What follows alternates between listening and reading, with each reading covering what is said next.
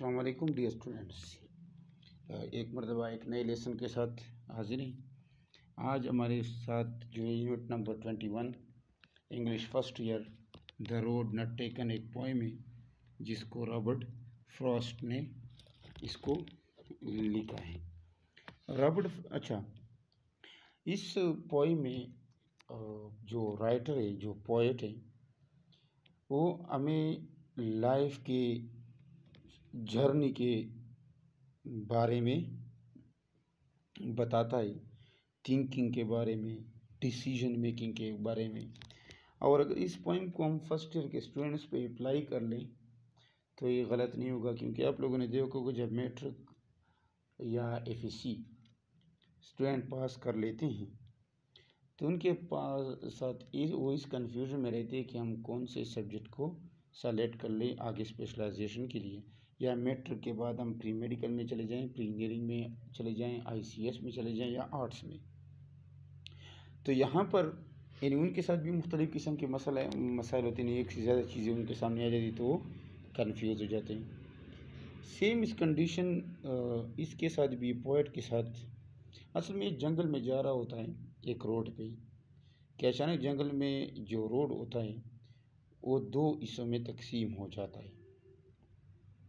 अब वो कंफ्यूज है कि मैं किस रोड को आगे जर्नी के लिए सेलेक्ट कर लूँ, यानी आगे किस रोड पे मज़ीद सफ़र जारी रखूँ। तो इस कंफ्यूजन के बारे में उसने ये पूरा पोएम लिखा है। इंतहाई सिंपल है, कोई डिफ़िकल्ट लैंग्वेज नहीं है।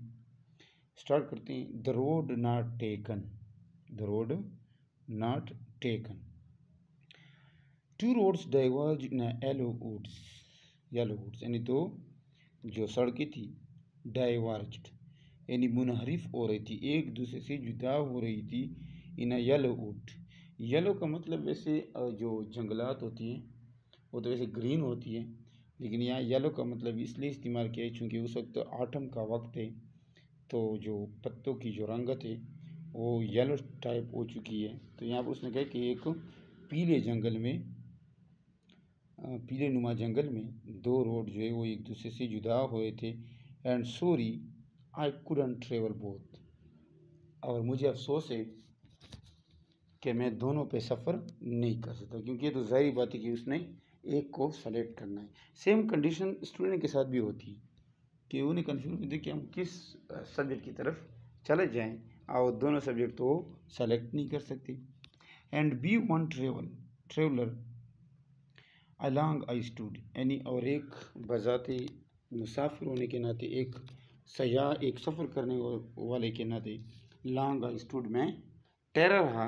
And look down one as far as I could, और मैंने एक की तरफ देखा जितनी दूर तक मेरी नज़र जाती थी मैंने देखा। To where it bend in the underground, और फिर यानी वहाँ तक मेरी नज़र गई जहाँ पे वो टर्न कर रही थी, मुड़ रही थी जंगलात के अंदर। फिर देन टुक द अदर, फिर दूसरे की तरफ देखा। एज जस्ट एज फेयर, यानी बिल्कुल उसी तरह देखा जो पहले वाले को मैंने देखा था।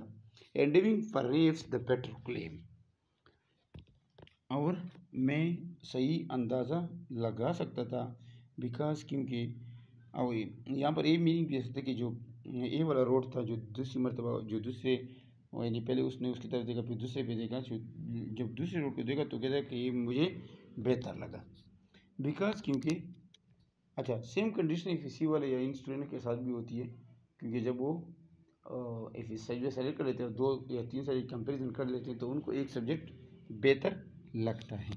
Because it was grassy and wanted wear, यानी कहते थे कि उस पर घास लगी हुई थी।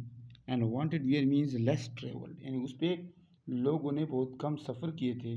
हम भी सब्जेक्ट इसलिए सेलेक्ट करते कि इस सब्जेक्ट का स्कोप ज़्यादा है, क्योंकि इसमें लोग नहीं जाते। दो अगरचा as for that the passing there had warned them really about the same, though अगरचा as for that the passing there, वहाँ से गुजरते हुए, had warned them really about the same, यानी मुझे बिल्कुल उस दूसरे रोड की याद भी आ रही थी। And both the morning equally lay, यानी सुबह हुई in leaves no step had trodden black, यानी इन बोथ दोनों पर, यानी सुबह एक वक्त हुई क्योंकि वो एक ही जगह थे। इन लीव्स पत्तों में, no step had trodden black, यानी किसी कदमों ने उन पत्रों पे कोई चला नहीं था। Oh I kept the first for another day, मैंने उस दूसरे रोड को, जो पहला रोड था उसको मैंने दूसरे दिन के सफ़र के लिए चुना। यट नोइंग, ये जानती हुई भी, how way leads on to way, I doubted, मुझे शक आया, if I should ever be come back, यानी कहते कि ये जानती हुई भी कि रास्ता किस तरफ जाता है, मुझे शक हुआ कि क्या मैं वापस पलटूंगा या नहीं।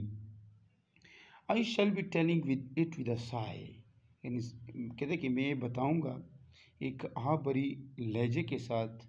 समवेयर एजेस इन एजेस एंड्स, यानी एंड्स का मतलब यहाँ फ्यूचर लेंगे, यानी फ्यूचर में कभी ना कभी मैं एक कहीं पर बताऊंगा। Two roads diverge in a wood, यानी दो जो रोड्स थे वो मुनहरिफ हो रहे थे जंगल में। एंड आई, और मैंने, आई टुक द वन, मैंने उसको चुना, लेस ट्रेवल्ड बाई, जिस पे बहुत कम लोग सफ़र कर चुके थे। And that is made all the difference, और इसने ये सब, इसकी वजह से सब फ़र्क आ चुका है।